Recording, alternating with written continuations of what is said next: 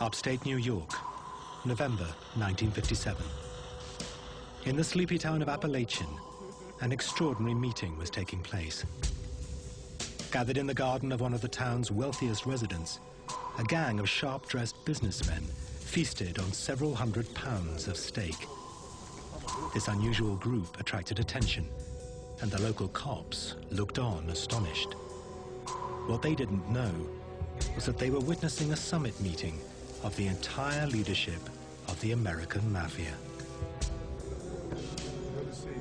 In fact, until that moment, many denied the Mafia even existed. Sure, there was crime, but organized crime, a criminal gang with secret initiation rites and codes enforced by sentence of death, seemed like something out of the movies. Across the Atlantic in Sicily, things were much the same. Here, in the birthplace of the Mafia, its influence reached into every corner of life. Yet its very existence was often denied. Secrecy and internal discipline gave the Mafia its power, and this power was about to go global. 1957 marked the moment the American and Sicilian Mafias became international, forming a billion-dollar crime corporation. It was a turning point in another way, too. It signaled the start of a war against organized crime that would last almost half a century. A war that forced both the US and Italy, finally, to confront the terrifying criminal conspiracy in their midst.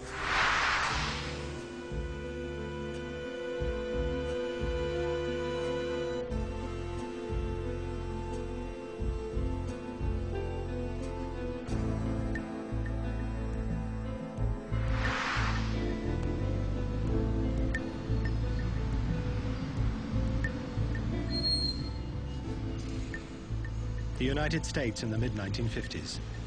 The good times were here. The country had emerged from depression and World War with a booming economy. For many ordinary men and women, the American dream had become reality.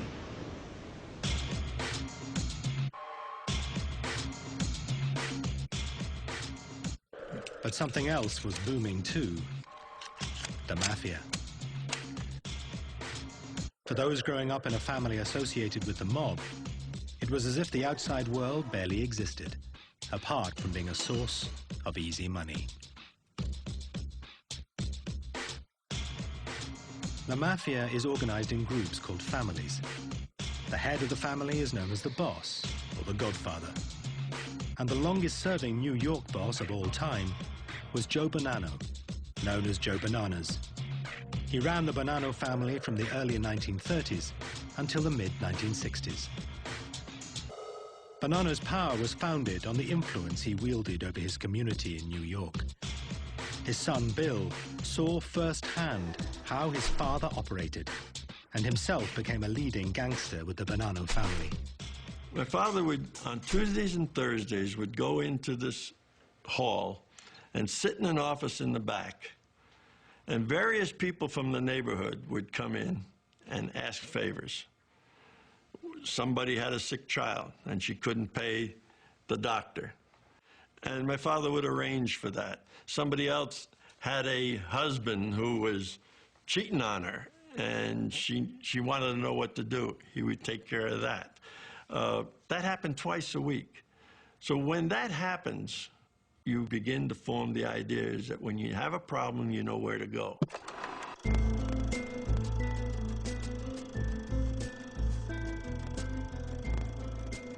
This is home movie footage, shot in Brooklyn in 1957. It looks like any ordinary American family, enjoying the new prosperity. But looks can be deceiving. Dominic Montilio was born into a mob family in New York. Some of his relatives were senior mobsters in the Gambino crime family, another of America's leading mafia families. Montilio was aware from an early age how his relatives were unlike others in the neighborhood. I grew up in a very traditional mob family, and it was a very different kind of life than my other friends had. You know, I noticed that from the beginning, because there was times when Well, the FBI would break down the door because, I mean, we lived in the same house with my uncle, and he was very connected. Montilio's uncle was an up-and-coming gangster called Nino Gaggi. One day when he was 11, Dominic ran home, bursting to tell his uncle Nino that he had been elected class president at school. I came home all excited because I had the button, you know, it said president on it. And he said, oh, great. He says, what does the class president do? So I said, you know, teacher goes out of the room and you watch the class. If anybody does anything wrong, you write their name on the board. And he looked at me and he says, you're telling me you're a rat, you're a stool pigeon. So I said, you know, I mean, 10 years old, 11 years old, what are you going to say? And he said, well, tomorrow you got to go back and give that button back to the teacher and tell her you can't be the class president. Il Bonanno and Dominic Montilio both grew up in a world closed to the outside. The American Mafia called itself Cosa Nostra, our thing. But this was a world imported to America from several thousand miles away.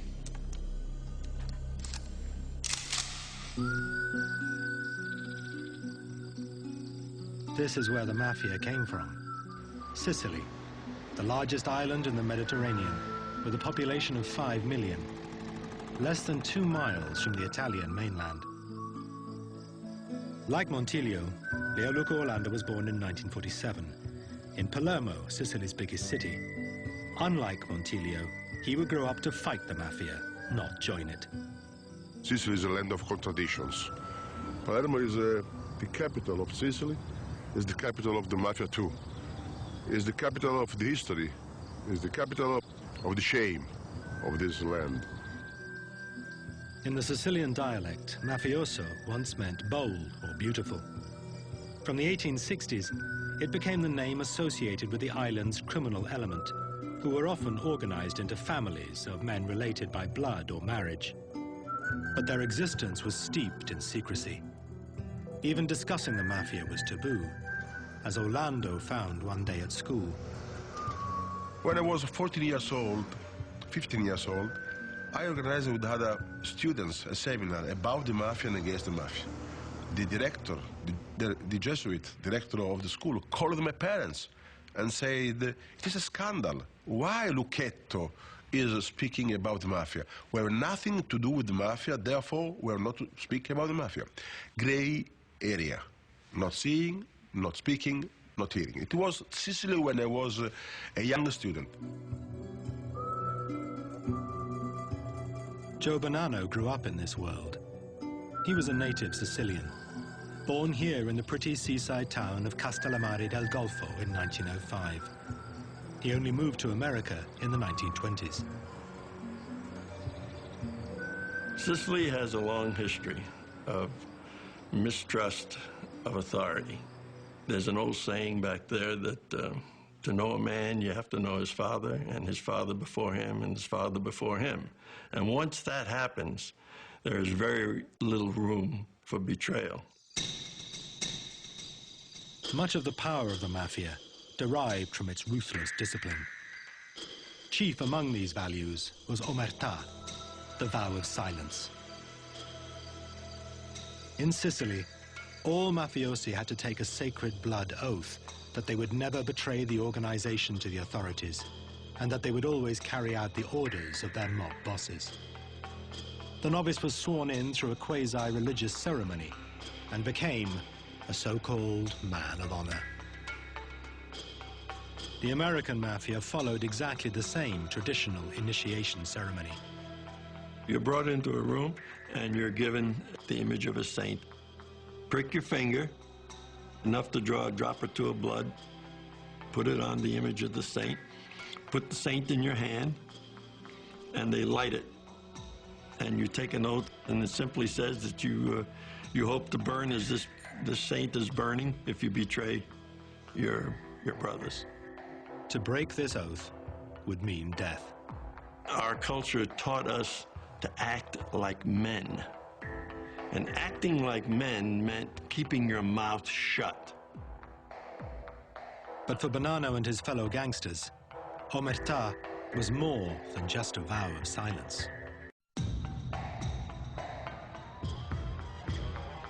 In the 1960s, the history of the Mafia changed forever when the Sicilian mob began flooding the United States with an illicit and lethal narcotic: heroin. Heroin would turn the Mafia into a global organization and make them more money than they had ever made before. But it would also sow the seeds of their own destruction. A battle would rage on the streets between a new breed of ruthless mafioso and a new kind of policeman prepared to risk everything to infiltrate the Mafia for the first time. This was a war over billions of dollars, millions of lives, and the future of America itself.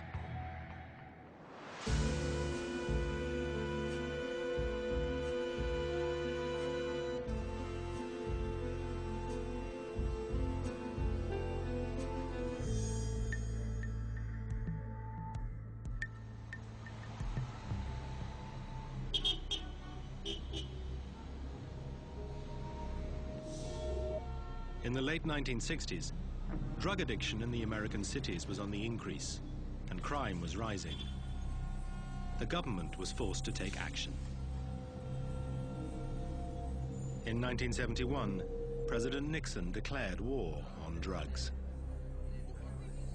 Just a year later, law enforcement won a major battle by breaking up the Marseille-based heroin racket known as the French Connection. These French laboratories were supplying America with so much of the drug that the bust led to a heroin famine on the streets. What nobody knew was that this success would lead to disaster. Shutting down the French Connection was indirectly opening the door to something every bit as dangerous: the Sicilian Mafia. In the coming years, they would fill the gap in the market and forge a relationship with the most feared mafioso in America, Carmine Galante.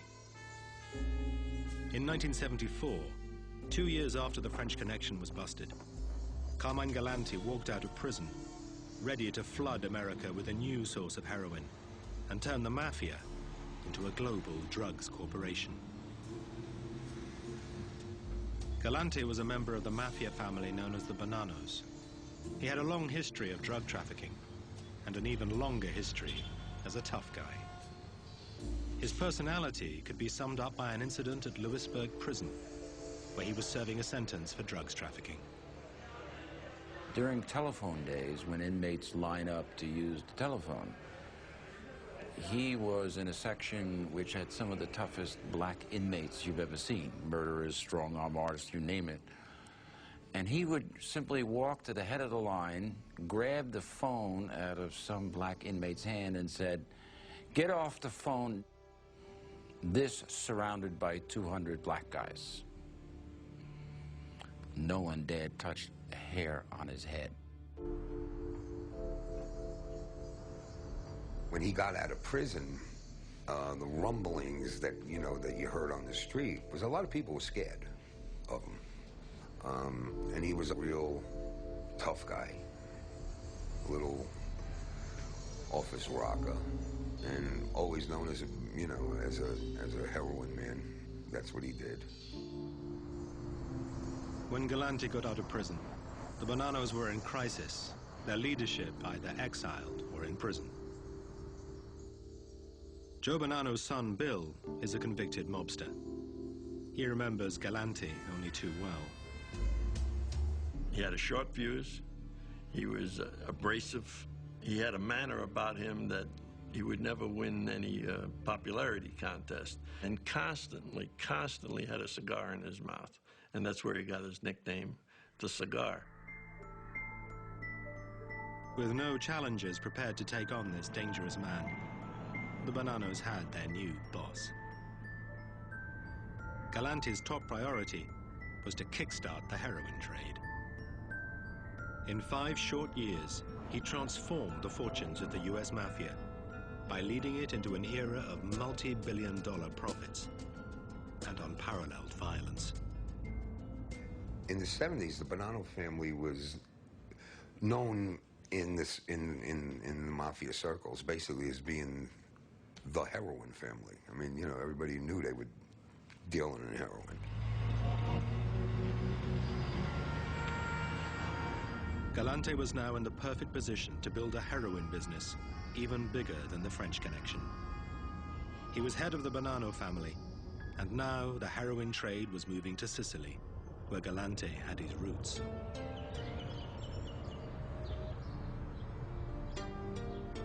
Galante was born in New York, but his family came from the town of Castellammare del Golfo in the northwest of Sicily. Sicilians had been emigrating to America for 100 years, but many of their descendants kept strong links with their homeland. Galante was no exception. His plan was to exploit his close ties with the Sicilian Mafia to dominate the American heroin trade. This was the beginning of a whole new era in the history of the Mafia.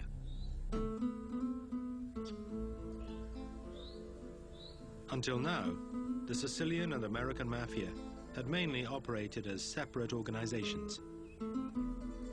With the French connection broken, the Sicilian Mafia decided to fill the gap in the market, and there was no bigger market than America. The Sicilians set up a sophisticated smuggling system. Pakistani suppliers shipped partially refined opium from Asia via Turkey to a rendezvous point off the coast of Sicily. A transmitter on the seabed alerted the Sicilians when the drug ships had arrived. Then a powerboat would speed out to meet it, returning with the drugs under cover of darkness. The opium base was processed into heroin in laboratories on the west of the island. 3 Sicilian bosses ran this growing trade, but one of them was far more ambitious, far more greedy, and far more dangerous than the others.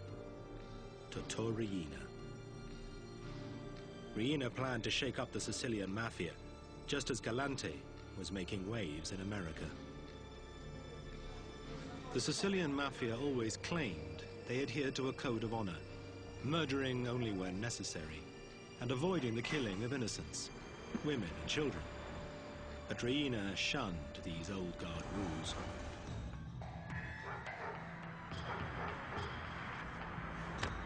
Riina was as ambitious as he was ruthless.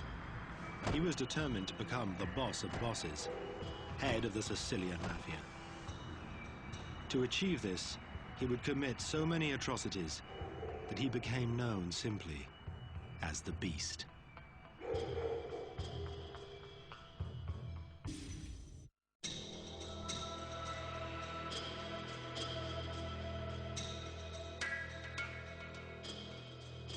Totò Riina, known as the Beast, was putting Sicily on the heroin map.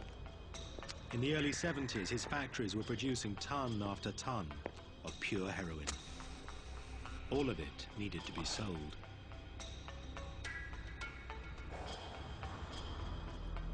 On the other side of the Atlantic, Carmine Galante and the American Mafia could see that there were huge sums to be made selling Sicilian heroin.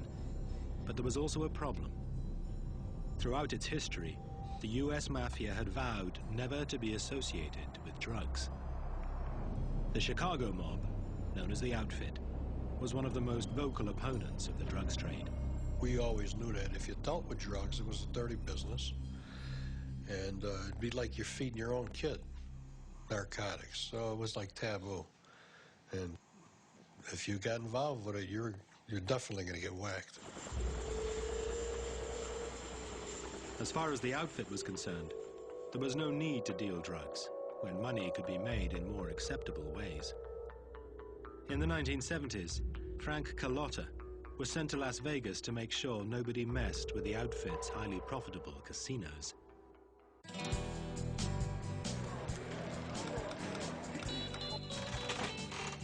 My main job was the casinos, to make sure that everything ran smooth in there was no stealing going on, that they knew that our presence was there, that if they did mess around, that they would get hit in the head.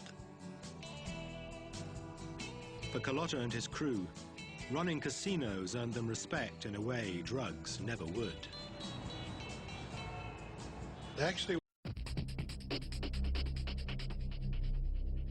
perhaps the most lucrative criminal racket in history. Between 1979 and 1984, the Sicilian Mafia smuggled nearly $2 billion worth of heroin into the US. It made mobsters on both sides of the Atlantic rich. It also led to war. In Sicily, rival bosses fought for control of the heroin trafficking empire. The terror this war unleashed drove one godfather to break omertà, the mafia's sacred code of silence. His act of betrayal would lead to a transatlantic assault on the mafia and make the first serious dent in their worldwide power.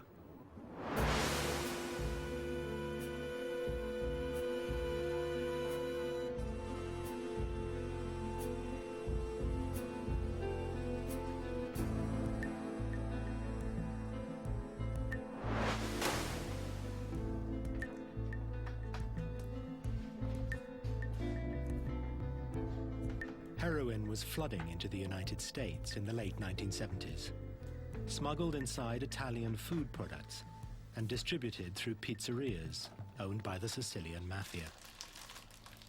It was known as the Pizza Connection. The US faced an epidemic of heroin addiction. But for American gangsters, heroin meant money, and lots of it. Henry Hill was a mafia drug wholesaler in New York. Later, his life of crime was immortalized in the Hollywood blockbuster, Goodfellas. Hill would pick up heroin from pizzerias owned by Sicilian mafiosi, then supply it to dealers across the city. Even for a low-ranking mobster like Hill, the profits were enormous. The amount of money that I made was, was astronomical. I mean, you make 20, 30,000 a day at the wholesale lot. I mean, I'm serious. Shopping bags full. I didn't have places to put the money. And it accumulated so quickly, you just, that's a whole nother lifestyle. A whole nother lifestyle, because, you go from, a few hundred thousand to millions quickly, This is where the drugs were coming from. Palermo, the capital of Sicily. In the catacombs beneath the city, bodies lie preserved for posterity. In Palermo, a cult of death has been a tradition for centuries.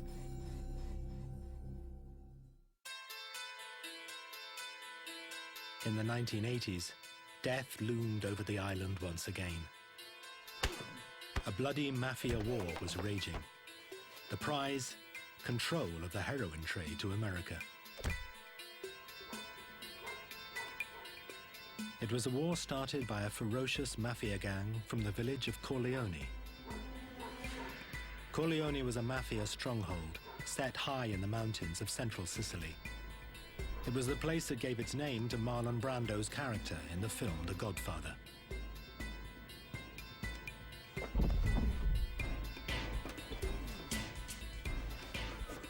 The leader of the Corleone crime family was a killer called Totò Riina. Riina became known simply as the Beast.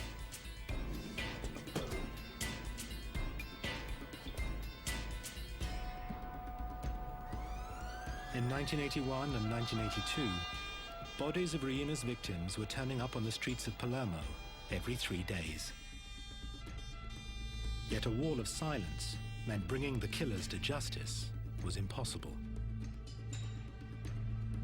One night in Corleone, a rival of Riina was shot dead outside the building where the town council was meeting. It was a night that Dino Paternostro remembers clearly. We went downstairs and found a body on the street. I was only 25 years old, and I said to the mayor, "Let's phone the Carabinieri." He looked straight at me and said, "You phone the Carabinieri." c'era una macelleria là di fronte. There was a butcher's shop opposite, and I asked if I could use their phone. They just looked at me and said, no, the phone's out of order. No one was willing to talk. The police could do little to combat the carnage. That was about to change. In Palermo, 5 magistrates formed a special unit to combat the mafia. The driving force was Judge Giovanni Falcone. Falcone had grown up in a rundown area of old Palermo, an area that had become a breeding ground for future mafiosi. But Falcone was brought up to respect the law, as his sister recalls.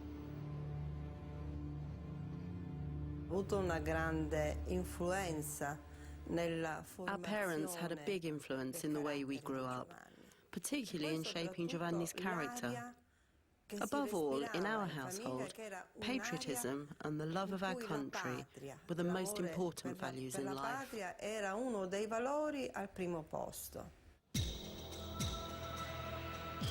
Falcone fought the mafia from the Palace of Justice in Palermo.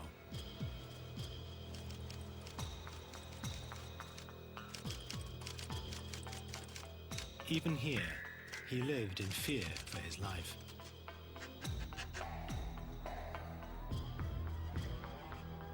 The authorities provided him with little protection. Known mafiosi wandered freely through its corridors. Liliana Ferraro was a close friend and colleague of Falcone in the war against the mafia. One day, from her office in the Ministry of Justice in Rome, she paid Falcone a visit. L'ho visto dietro una scrivania e stava salutando un signore. I went to Giovanni's office, knocked on the door, and he was just asking an old man to leave. Giovanni seemed very short with him, and I thought this was a bit strange. Later, he explained the man was a known mafia collaborator who'd managed to get into his office. Falcone had a simple tactic for combating the mafia. Heroin was being smuggled from Sicily to America. Dollars were flowing in the opposite direction.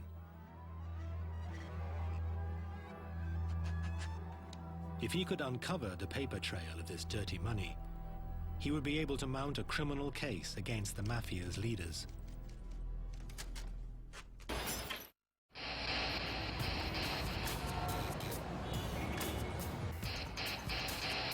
The trail led to the US, where the American mob sold the heroin smuggled in by the Sicilian Mafia.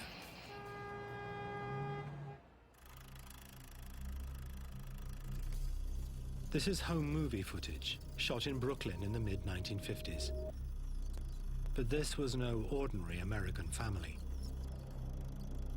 Dominic Montiglio was raised by his uncle, Nino Gaggi. Gaggi was a senior mobster with the Gambino crime family, one of the most powerful of America's mafia families. Uncle Nino introduced Montiglio to crime. By the late 70s, Montiglio was also a Gambino mobster, using this Manhattan restaurant as a base to deal drugs. They used to call this restaurant my headquarters. I would sit and do business here, everything from the drug business to my loan shark business. I felt very secure here. I always had a place to stash my weapons. Montiglio witnessed firsthand how heroin brought together the American and Sicilian mafias, uniting them by a common desire to make money. When the heroin was involved, the Americans and the Sicilians would hold hands and do the deals, do business together. But other than that, we had very little to do with them. But mafia bosses faced a dilemma. They loved the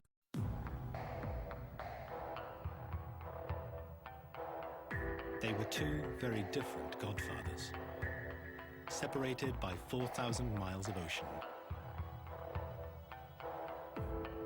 John Gotti was the Teflon Don, a New York mobster who adored public attention and defied lawmen to get him. Tito Riina was a peasant from rural Sicily, a boss who operated in the shadows. In the late 80s and early 90s, it required two very different approaches to bring them to justice. In the United States, crime fighters were unflagging in their pursuit of Gotti. If you'll disregard my phone calls, I'll blow you and the house up. In Sicily, it would take a revolution by the people of Palermo to put Riina behind bars.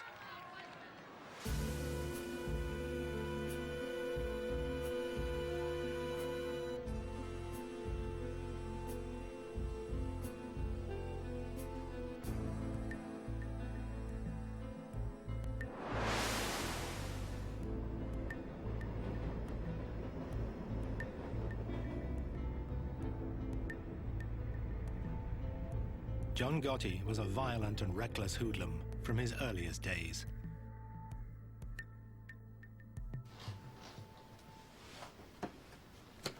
A young gangster called Henry Hill was drinking in a bar when he first came across the teenage Gotti. All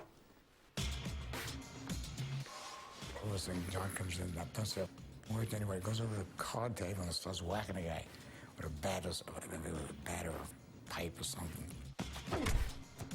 Just beating his head to death. He almost killed the guy. And he might have killed the guy, I don't know. The guy might have died, they might have thrown him in the trunk that night, I don't know. Gotti had broken an unwritten rule of the mob. Violence should only be used when there were no witnesses around. And he walks over and apologizes to me. Blood flying all over the place. That was the first time I had ever seen him, he had a long black, top coat, leather top coat, I mean, he just looked part of a gangster. It was clear Gotti feared no one. To Henry Hill, it marked Gotti as a man destined for the top. He was a man on the rise. He was, he had his own crew. You know he was going to be somebody. You just knew it. I mean, he had that presence. But one man stood in the way of Gotti's rise, Paul Castellano. He was the head of the Gambino crime family, the most powerful of all the mafia families in the US. Castellano was an old-style hood, a mafioso who disguised his crimes behind a veneer of respectability. Paul wore two hats. He could mingle with lawyers, real estate, businessmen and developers, doctors, talk their language. Then he wore his Gambino family hat, and he could sit there and discuss why this guy's got to get killed and say, okay, he's got to go. Gotti would have to eliminate Castellano to become boss. But Gotti was not the only one who wanted him out of the way. In 1983, President Ronald Reagan declared war on organized crime. The target was the mafia's ruling body, known as the Commission. On it sat Paul Castellano. Under America's tough anti-mafia RICO legislation, crime fighters could prosecute Castellano and the other bosses for running a criminal enterprise, if they could prove the Commission was meeting. The Commission was so secret, the only proof the FBI had of a meeting taking place dated from 1957.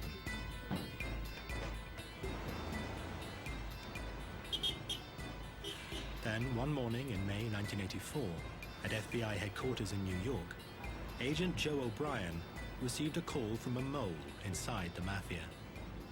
He informed me that there was going to be what's known as a Mafia Commission meeting in a couple of hours. I didn't believe him, to be honest with you, because this was pretty much unheard of. These guys cannot afford to meet. That could be very incriminating to them. If the FBI could get a photograph of this meeting, it would help destroy the commission.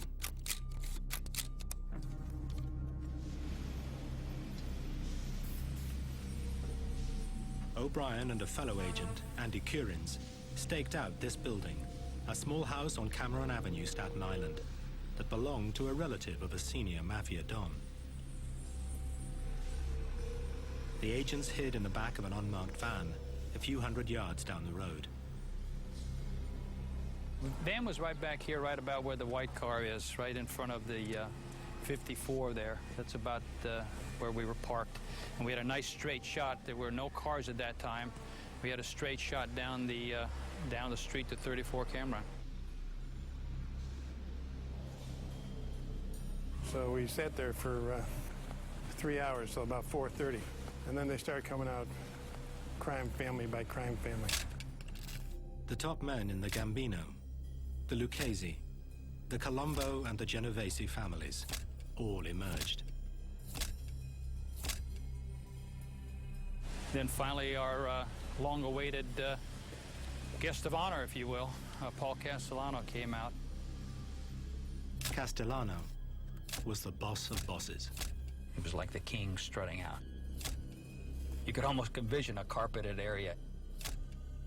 It was a real show of how the mob operates and mob protocol. It was very exciting. I don't know how Andy managed to keep the camera as still as he did. He used this shoulder right here as a tripod, and I just didn't breathe for the longest period of time. Castellano wasn't in any big rush. Took a couple of puffs on the cigar and got in the car and drove off. The photographs were dynamite. The FBI knew that such striking visual evidence was just the thing to put in front of a jury.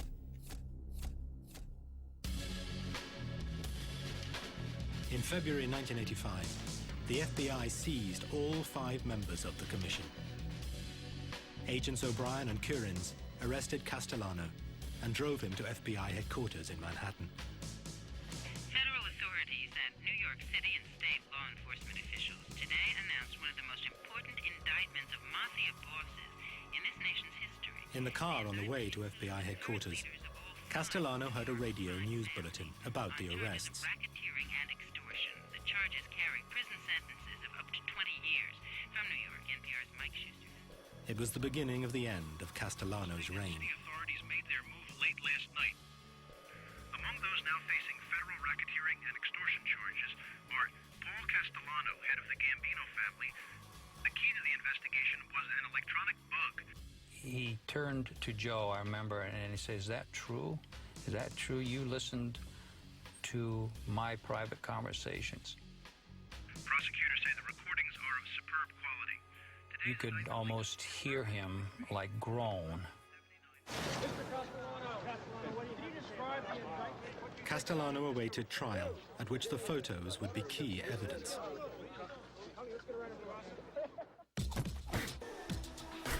A power vacuum had been created at the heart of the Gambino family.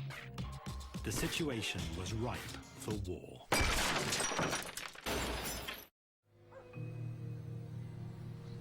If the New York mob wanted to know what a mafia war was like, they needed to look no further than Sicily.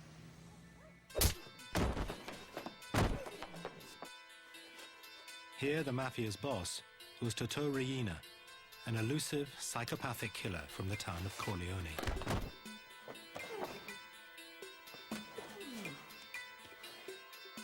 Corleone was a mafia stronghold set high in the mountains of central Sicily.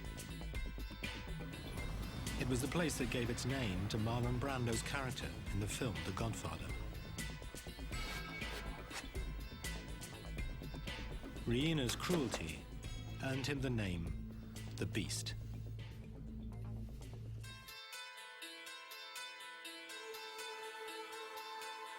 Riina's crime family had seized control of the mafia in a vicious war. In Palermo in the early 80s, the streets were awash with the blood of Riina's victims during one 6-month period of his bodyguards.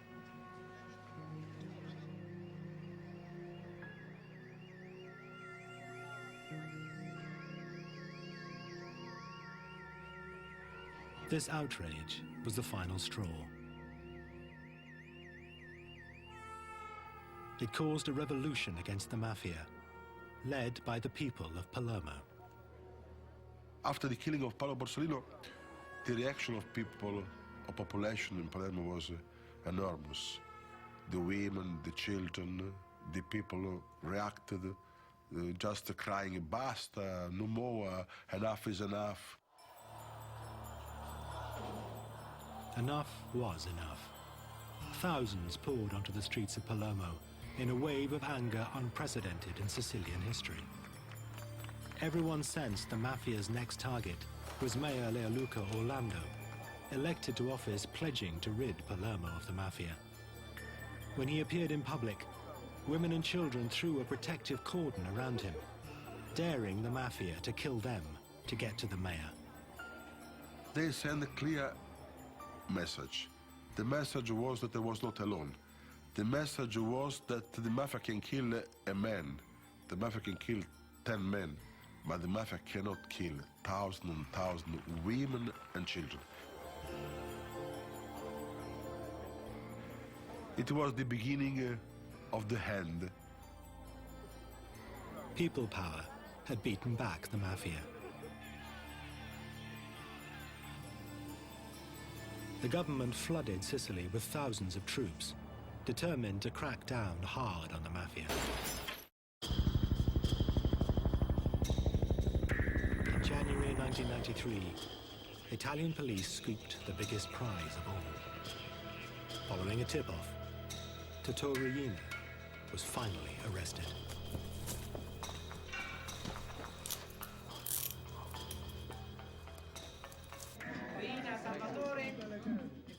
Salvatore Riina was captured in Palermo by the Carabinieri this morning. Toto Riina is ours. Astonishingly, Riina had been living in the middle of Palermo, undetected by the police for over 20 years.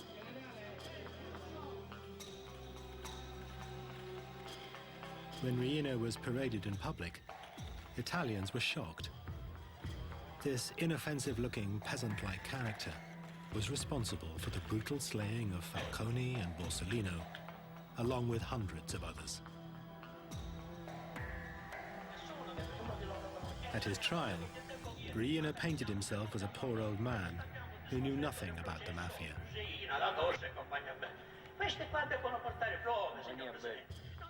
This flimsy defense was rejected.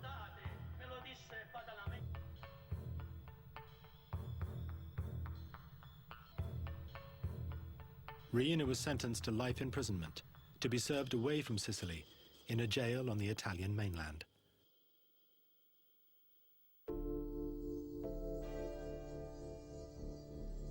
On both sides of the Atlantic, the day of the Godfather seemed over. John Gotti died of cancer in prison in 2002, 10 years into his life sentence. With Gotti's death, an era ended. By publicly flaunting the fact that he was boss of bosses, he ensured that law enforcement agencies would leave no stone unturned to finally smash the mob. The future is pretty grim for the mob if the FBI and other federal agencies keeps the pressure on to go after these guys. The biggest mistake we can make is declare that the war and the mob is over with, we've won, and go off to do other things. These people are very resilient. 5 years they could regroup, reorganize. They'll never be as effective as what they were 30 years ago, but they'll still be a viable criminal force. In the US, the mob are moving with the times. They're involved in internet fraud, sex phone lines, and stock exchange scams. But they are no longer the power they were.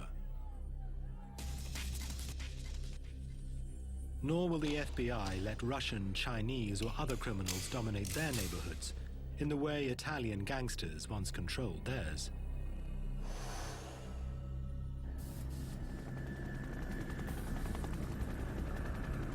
In Sicily, they are also keeping up the pressure. Yet in these hills, even with Riina in prison, Mafia is still there. Invisible, but deadly. Today there are new leaders. They are also from the Mafia stronghold of Corleone. They have turned their backs on the self-defeating tactics of Totò Riina. No longer do they assassinate public officials. Like the leaders of old, they prefer to pull the strings from the shadows. Forse vivemmo tutti quanti una vera grande illusione che Cosa Nostra sarebbe stata da noi. Maybe we were just kidding ourselves that we could destroy the Mafia with just 4 moves on a chessboard. In the US, the mob is finally in retreat. But in Sicily, it is rising from the ashes, adapting itself to the times, changing tactics to ensure that its power remains as unshakable today as it ever was.